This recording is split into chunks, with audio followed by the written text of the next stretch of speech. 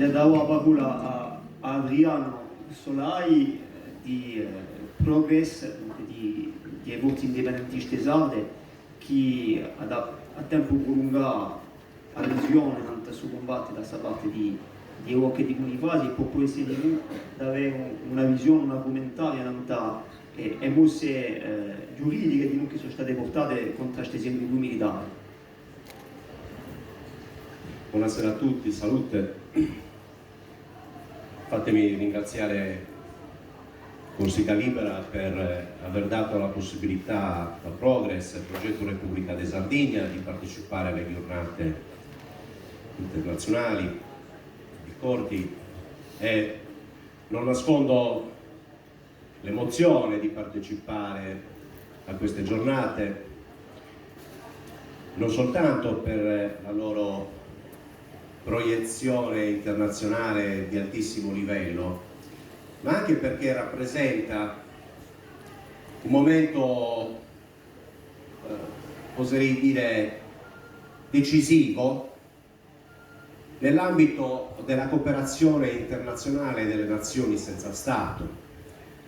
L'iniziativa che stiamo presentando in questo momento, questo pomeriggio, è una spinta in avanti rispetto ai rapporti di solidarietà tra nazioni senza Stato, e credo che possa essere l'inizio, almeno noi auspichiamo questo, di un lavoro comune anche su altri temi e su altri problemi comuni di queste due nazioni, di questi due paesi del Mediterraneo.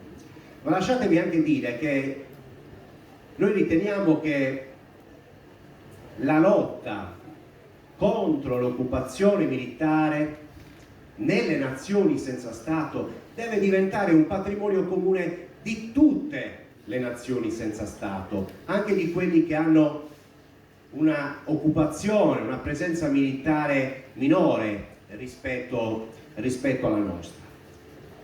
Perché ricordiamoci sempre che la lotta contro l'occupazione militare è anche una lotta per la pace, e le nazioni senza Stato hanno bisogno di pace per poter raggiungere la loro indipendenza.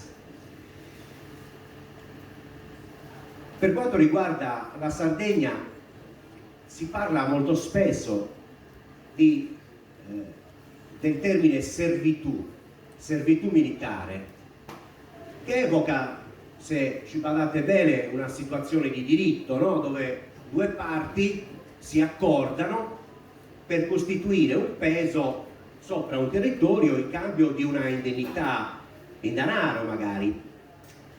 Questo quindi che cosa implica? Implica una volontà tra due parti, tra due soggetti che hanno gli stessi diritti e che hanno gli stessi obblighi. Quindi in un rapporto di reciproco riconoscimento giuridico.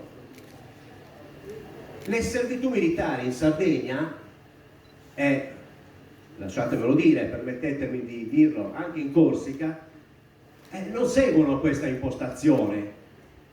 Ecco perché noi preferiamo parlare, noi indipendentisti, preferiamo parlare di occupazione militare, non di servitù militare.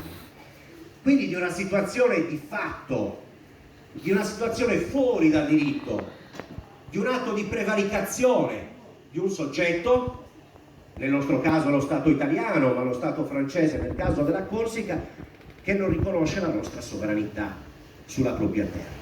Se questo diritto fosse riconosciuto nel caso della Sardegna, lo Stato italiano non avrebbe imposto il peso della presenza militare quasi esclusivamente in capo alla Sardegna. 2/3 della presenza militare dello Stato italiano è in Sardegna, ma eventualmente avrebbe redistribuito questa presenza sul suo territorio. Questo dunque non è un rapporto paritetico, è un rapporto coloniale che si basa sulla forza e non sul diritto. Quindi ci troviamo di fronte ad un'occupazione che noi riteniamo essere abusiva, della quale non è mai stato chiesto nulla ai sardi, e non credo neppure ai corsi, e da 70 anni subiamo i danni di questo sopruso. Ora, non tutti i danni sono quantificabili. Il dolore dei familiari che hanno perso i propri cari, che si sono ammalati di leucemia o di altre malattie, non è quantificabile, così come non è quantificabile tutti quei danni che sono derivati dall'inquinamento di alcuni territori che risultano irreversibilmente compromessi. Ma non lo diciamo noi indipendentisti che sono irreversibilmente compromessi, lo dice la stessa magistratura italiana. Nei loro capi di imputazione parlano di territori che non possono essere bonificati, che non possono essere recuperati. Però ci sono danni che invece possono essere quantificati, ci sono danni che possono essere monetizzati. Ecco l'idea di questa nostra iniziativa comune.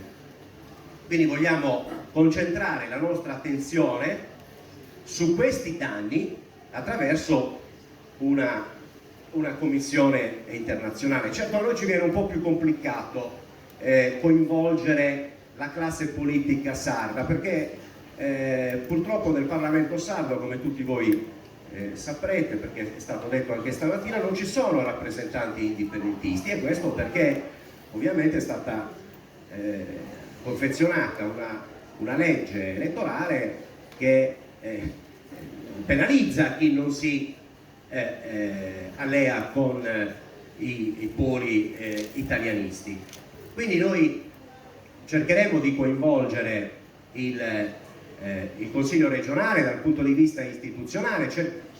Tra l'altro sarà nostro compito anche sollecitare che si riunisca nuovamente la consulta sardo-corsa che era stata istituita anche con il presidente Talamoni, che è qui presente, perché rappresenta dal punto di vista istituzionale una forma di ulteriore possibilità di collaborazione. Ora noi, ripeto, non possiamo presentare direttamente questa mozione, ma studieremo nelle prossime settimane delle forme anche di democrazia diretta per far sì che il Consiglio regionale sia costretto ad andare a votare questa mozione e ad assumersi quindi la responsabilità di questa iniziativa.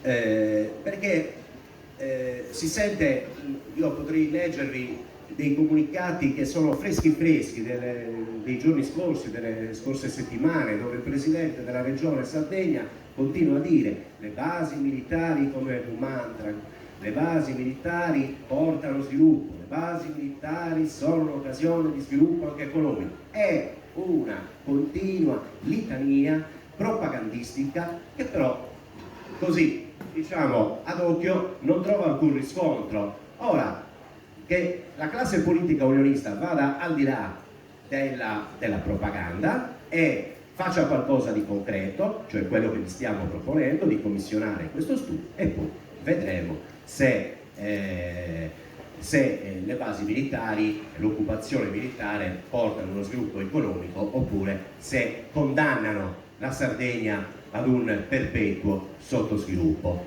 non solo economico, ma anche sociale, ma anche culturale. Grazie.